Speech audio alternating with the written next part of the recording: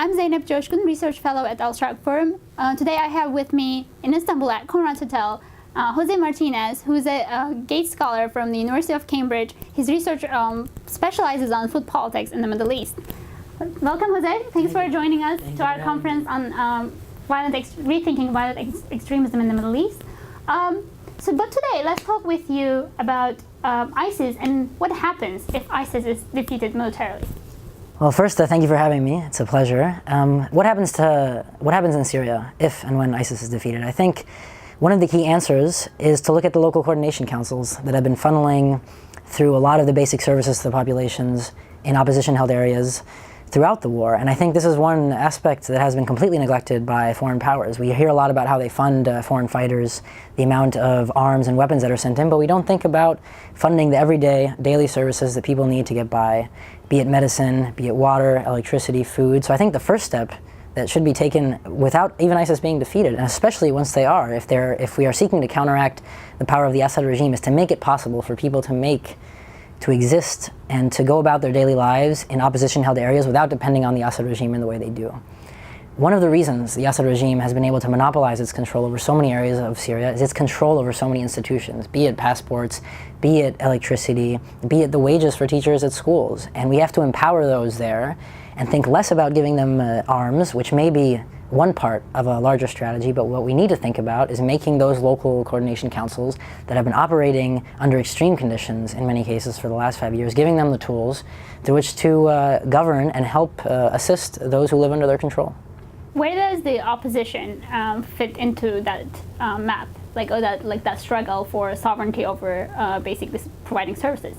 So I think the idea that we will somehow find a moderate opposition and be able to differentiate them from an Islamic or an extremist opposition in these opposition-held areas is ridiculous. I think we need to empower those populations, see who it is that they want to govern, if feasible, organize elections, at the very least organize local councils, some of which have been democratically elected in places like the Eastern Ghouta and other bigger cities like Idlib, and see what the local population wants. I mean, they vote, they can express themselves, and they often have in many opposition-held areas.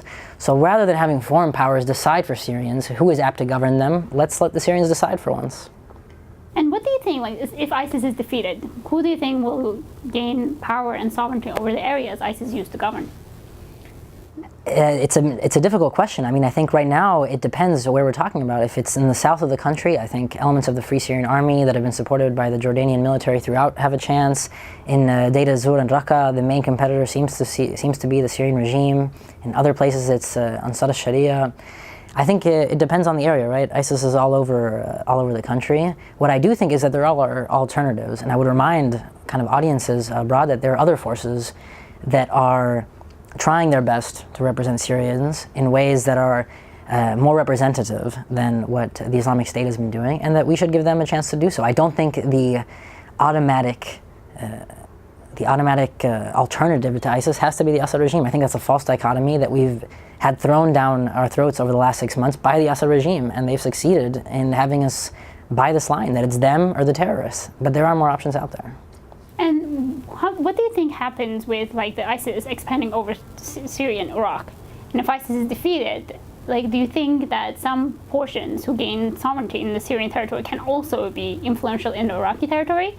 Or is it safe to say that whoever wants to be control or have relationships with the Sunnis in Iraq has to have a future plan for Deir ez-Zor? I think the border is definitely fluid. I see, various levels of cooperation between ISIS on both sides. But I do think that those local populations need to be enfranchised, right? And they are predominantly Sunni, so the leadership and the local councils that will govern them will very probably be Sunni. But I do think that the central governments, whoever they end up being, need to recognize the fact that those areas of both countries, Iraq and Syria, feel underrepresented, feel exploited, feel dispossessed, and the only way to get them on board onto a larger project of rebuilding what have been devastated countries over the last a few years is by giving them a stake, an actual stake in governing these countries, be it on either side of the border. Thank you so much for joining us today in Istanbul at Conrad Hotel at our conference, Rethinking Extremism in the Middle East. Thank you for having me, and I want to thank Sharq Forum for having me and for holding what has been an excellent conference and bringing together quite a diverse group of thinkers to talk and discuss issues that are often not given the attention that they should be.